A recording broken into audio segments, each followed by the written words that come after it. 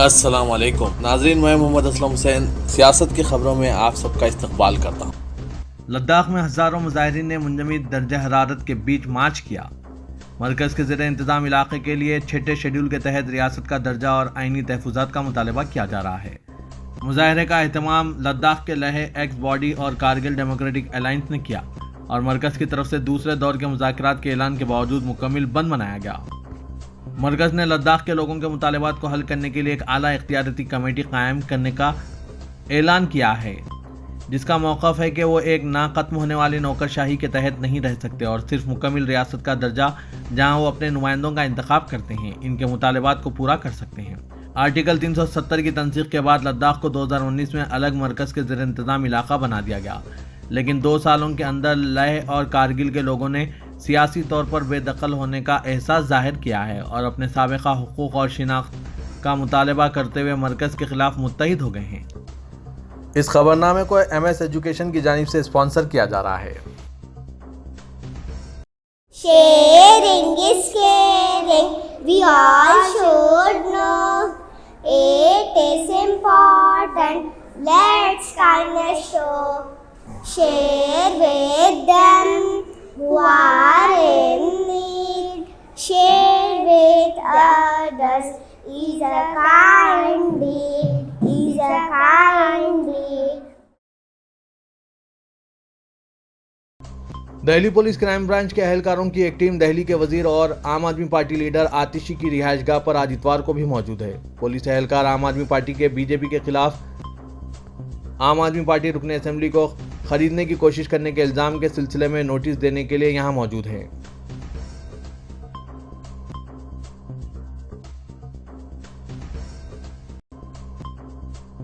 کانگریس نے BJP پر ملک کے عوام کے جذبات سے کھیلنے کا الزام عائد کرتے ہوئے اپوزیشن لیڈروں کے خلاف تفتیشی ایجنسیوں کے استعمال پر وزیراعظم نریندر مودی پر شدید حملہ کیا۔ دہلی کے گیتا کالونی کے رام لیلا میدان میں کانگریس صدر ملکارجن کھڑگے نے مہنگائی، بے روزگاری اور جانچ ایجنسیوں کے غلط استعمال کا ذکر کرتے ہوئے کہا کہ سب کا ساتھ سب کا وکاس کا نعرہ دینے والے وزیراعظم مودی نے سب کو تباہ کر دیا۔ کھڑگے نے کہا کہ پچھلے 10 سالوں میں BJP صرف ملک کے لوگوں کے جذبات سے کھیلتی رہی۔ BJP کی پالیسی عوام کو تقسیم کرو اور حکومت کرنے کی ہے۔ وہ ووٹ بینک کے لیے لا ڈرام کا استعمال بھی کر رہی ہے۔ ایسے لوگ اقتدار میں آئے تو ملک برباد ہو جائے گا۔ ہندو تنظیموں کی شکایت پر مہاراشٹر کے کولہاپور نگر پالیکا کے اہلکاروں نے ایک مسجد کو غیر قانونی بتاتے ہوئے منہدم کرنے پہنچ گئے تو ہنگامہ برپا ہو گیا۔ معاملہ عدالت میں زیر سماعت ہونے کے باوجود نگر پالیکا کے ذریعے مسجد کے انہدام کی کوشش سے عوام میں اشتعال پیدا ہو گیا اور شدید مخالفت کی گئی۔ معاملے کی سنگینی کے پیش نظر کمشنر نے مخالفت کر رہے عوام کو بات چیت کے لیے اپنے دفتر میں بلایا، جس کے بعد بڑی تعداد میں مسلم مرد و خواتین پالیکا دفتر پہنچے اور وہیں احتجاج پر بیٹھ گئے۔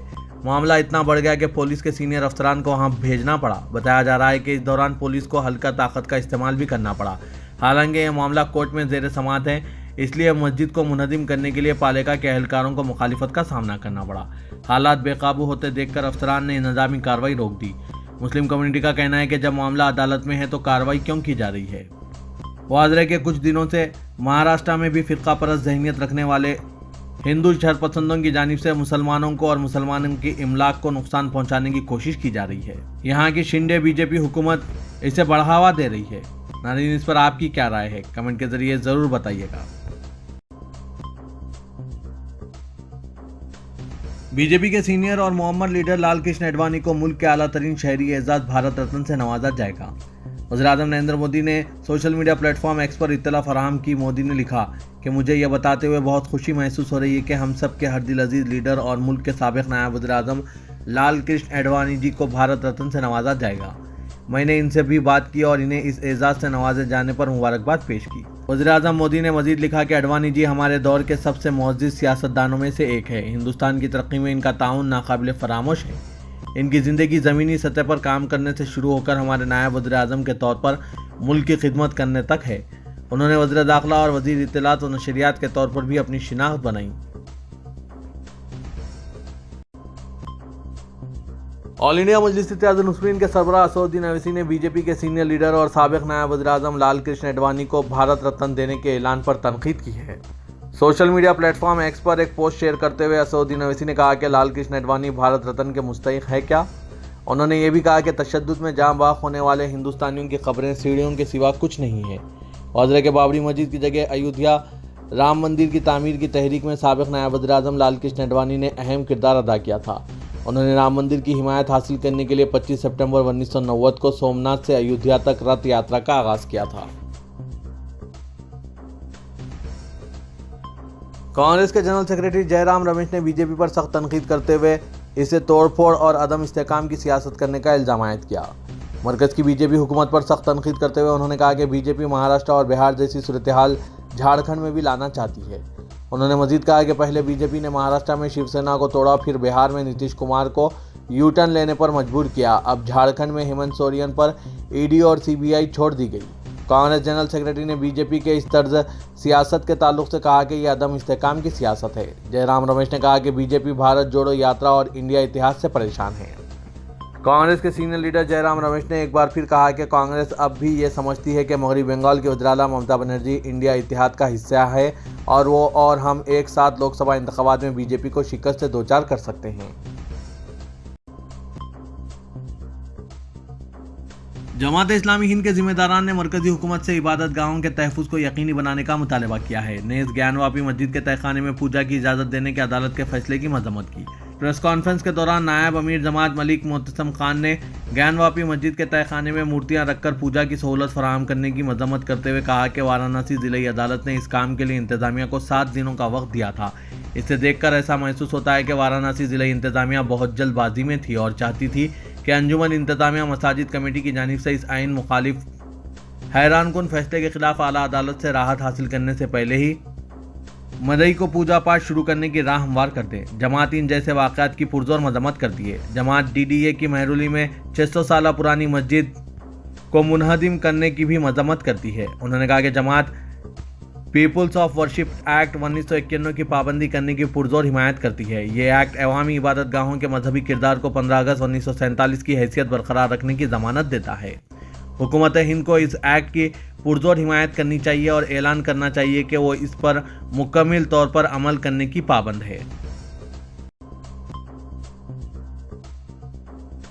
سستی شہرت حاصل کرنے کے لیے اپنی ہی موت کی غلط خبر عام کرنے پر متعدد معروف شخصیات اور سوشل میڈیا استعمال کرنے والوں نے ماڈل پونم پانڈے پر شدید تنقیدیں کی ہے اور اس کے ساتھ ہی فلم انڈسٹری میں فنکاروں سے ورکرز کے تحفظ اور مدد کے لیے تشکیل دی گئی سنے ورکس ایسوسی ایشن اور ایک صحافی نے اداکارہ کے خلاف FIR درج کرنے کا بھی مطالبہ کیا. وزرا کہ پونم پانڈے نے سستی شہرت حاصل کرنے کے لیے جمعے کو اپنے انسٹاگرام پر خود کی سرویکل کینسر سے موت کی خبر پوسٹ کی تھی. اس کے بعد ہفتے کو اپنا ایک ویڈیو جاری کر کے کہا کہ کینسر کے تعلق سے عوام میں بیداری پیدا کرنے کے لیے اس نے یہ حیرت انگیز حرکت کی تھی. پونم کی اس حرکت پر جو چوطرفہ شدید تنقیدیں کی جا رہی ہیں اور لوگ اسے سستی شہرت حاصل کرنے کے لیے کی گئی انتہائی گری ہوئی حرکت قرار دے رہے ہیں. سریش گپتا نے ممبئی کے پولیس کمشنر اور وکھرولی پولیس اسٹیشن کے سینئر انسپکٹر کو خط لکھا ہے جس میں تحریر ہے کہ پونم پانڈے کے کینسر سے موت کی خبر سے پوری ہندوستانی فلم انڈسٹری کو جھٹکا لگا تھا. البتہ یہ خبر جھوٹی تھی جس کی تصدیق خود پونم پانڈے اور اس کے مینیجر نے کی. ان تمام افراد کے جذبات مجروح ہوئے ہیں جنہوں نے پونم پانڈے کی موت کی خبر سن کر خراج عقیدت پیش کیا تھا. تحریر میں مطالبہ کیا گیا ہے کہ پونم پانڈے اور اس کے مینیجر کے خلاف جھوٹی خبر پھیلانے پر FIR درج کی جائے اور ان کے خلاف سخت کارروائی کی جائے تاکہ مستقبل میں کوئی اس طرح کی حرکت نہ کر سکیں.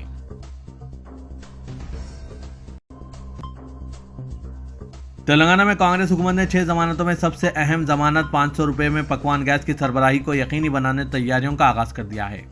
اس سلسلے میں محکمہ سول سپلائر عہدیداروں کے اجلاسوں میں صارفین کی تعداد اور اخراجات پر مشتمل رپورٹ حاصل کر لی گئی. ذرائع کے موجب حکام نے 2 تجاویز پر علیحدہ رپورٹس حکومت کو پیش کر دی ہے.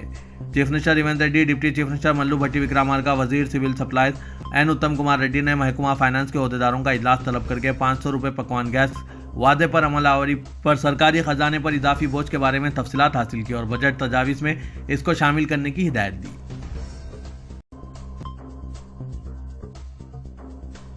ملک کے ماہر معاشیات و پلاننگ کمیشن کے سابق وائس چیئرمین مونٹنگ سنگھ آلووالیہ نے سیکریٹریٹ پہنچ کر chief minister Revanth Reddy, deputy chief minister ملو بھٹی وکرامارکا سے ملاقات کی. اس ملاقات میں ملک اور ریاست کی معاشی صورتحال کا جائزہ لیا گیا. گزشتہ 10 سال سے ریاست میں قرض کے بوجھ کا جو اضافہ ہوا، اس کے اثرات، ملک میں کانگریس دور اقتدار، معاشی اصلاحات و دیگر امور کا جائزہ لیا گیا. ذرائع کے موجب اجلاس میں BRS کے 10 سالہ دور حکومت میں ریاست کو بڑے پیمانے پر مقروض بنا دینے کا سنجیدگی سے جائزہ لیا گیا۔ کانگریس حکومت 6 گارنٹی پر عمل آوری کا آغاز کرنے کا جائزہ لے رہی ہے۔ ریاست کو معاشی طور پر مستحکم کرنے کا جائزہ لیا گیا۔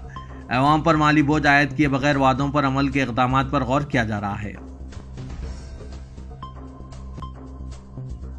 محمد علی شبیر مشیر حکومت برائے SC, ST, BC اور اقلیتی محکمہ جات نے آج سیکریٹریٹ میں اپنی ذمہ داریوں کا جائزہ حاصل کر لیا۔ مشیر حکومت کی حیثیت سے جائزہ حاصل کرنے کی تقریب میں ریاستی وزراء، ارکان اسمبلی، ارکان کونسل و مختلف محکمہ جات کے عہدیدار موجود تھے۔ تقریب کا آغاز مولانا محمد رضوان قریشی خطیب و امام مکہ مسجد کی قراءت کلام پاک سے ہوا۔ بعد ازاں خطیب و امام مکہ مسجد نے ان کے لیے خصوصی دعا کی۔ محمد علی شبیر کے جائزہ لینے کے بعد جناب عامر علی خان رکن قانون ساز کونسل، ملو روی، جوپلی کرشنا راؤ، پی سرینیواس ریڈی، مظفر علی خان و دیگر نے مبارکباد پیش کی۔ مشیر حکومت برائے SC, ST, BC اور اقلیتی محکمہ جات کو جن قائدین نے جائزہ لینے پر مبارکباد پیش کی، ان میں جابر پٹیل، عتیق صدیقی، خرم، علی مسقطی، مجاہد عالم خان، مجیب اللہ شریف، فیروز خان، ظفر جاوید، نظام الدین، خلیق الرحمان اور دیگر شامل ہیں۔ تقریب میں محکمہ اقلیتی بہبود کے علاوہ دیگر محکمہ جات کے عہدیدار بھی موجود تھے۔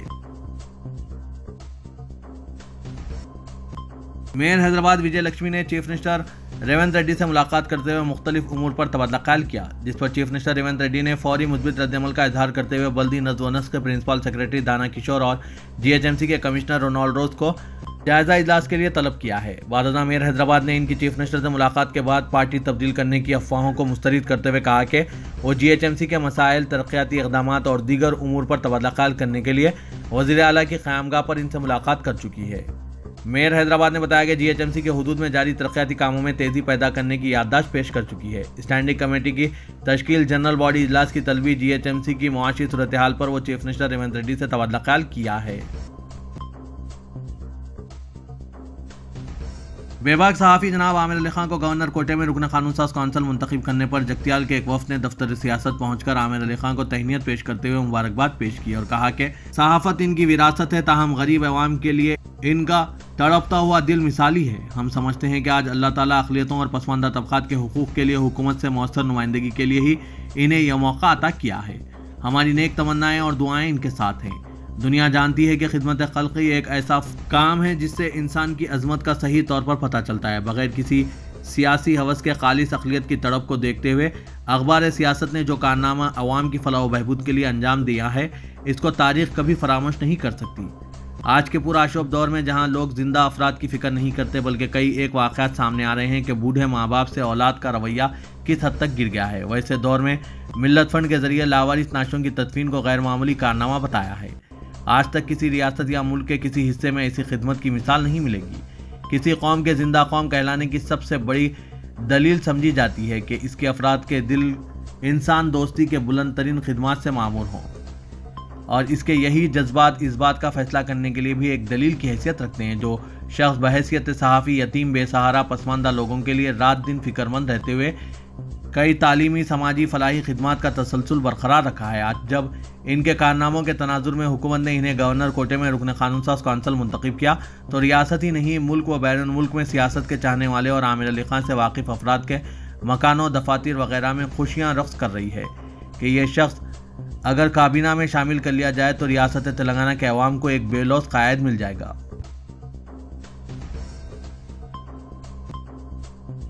حیدرآبادی فی الحال آل انڈیا انڈسٹریل ایگزیبیشن یعنی نمائش سوسائٹی کی جانب سے 46 روزہ نمائش میں شرکت کرتے ہوئے خوشی کا اظہار کر رہے ہیں، جس کا آغاز 1 جنوری سے ہوا تھا اور 15 فروری کو اختتام پذیر ہوگا۔ 83ویں سالانہ نمائش میں روزانہ ہزاروں لوگ شرکت کر رہے ہیں۔ کپڑے سے لے کر گھریلو ضروری اشیاء اور کھانے پینے کی اشیاء اور دیگر لطف اندوز ہونے کے ساتھ ساتھ نمائش سوسائٹی اس بات کو بھی یقینی بنا رہی ہے کہ مختلف ثقافتی پروگراموں کے ساتھ نمائش وزٹ کرنے والوں کو بھرپور تفریح کا مواد پیش کیا جائے۔ ان میں گانا بجانا، stand up comedy, dance performance اور مختلف مقابلے شامل ہیں۔ بالی ووڈ گلوکار جاوید علی آج 4 فروری کو اپنی سحر انگیز آواز میں نمائش سامعین کے دل موہ لینے والے ہیں۔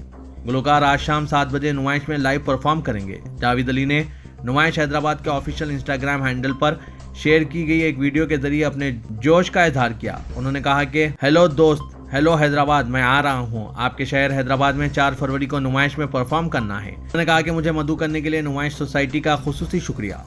وزرے کے آج 4 فروری کو بالی ووڈ کے مشہور سنگر نمائش حیدرآباد میں شام 7 بجے سے پرفارم کریں گے۔ ان کا پرفارمنس دیکھنے کے لیے آپ کو صرف ایگزیبیشن ٹکٹ پر داخلہ لینا ہے۔ پرفارمنس دیکھنے کے لیے کوئی الگ ٹکٹ نہیں لیا جائے گا، بالکل مفت رہے گا۔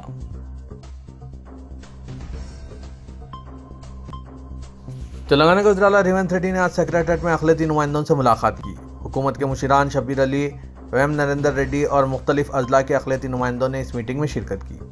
اقلیتی نمائندوں نے وزیر اعلیٰ ریونت ریڈی سے اپیل کی کہ اقلیتوں کے لیے 4% ریزرویشن کو یقینی بنایا جائے اور اقلیتی اسکولوں کی ترقی کے لیے مناسب بجٹ مختص کیا جائے۔ انہوں نے کہا کہ ریاست میں وقف اراضی کی حفاظت کی جائے اور اس بات کو یقینی بنایا جائے کہ امن و سلامتی میں کوئی خلل نہ پڑے۔ اس موقع پر وزیر اعلیٰ ریونت ریڈی نے یقین دلایا کہ وہ اقلیتوں کے مسائل کے حل کے لیے پوری طرح سنجیدہ ہیں اور خود ذمہ دار ہیں۔ اقلیتی نمائندے وزیر اعلیٰ کے اس وعدے پر سے خوشی کا اظہار کیا۔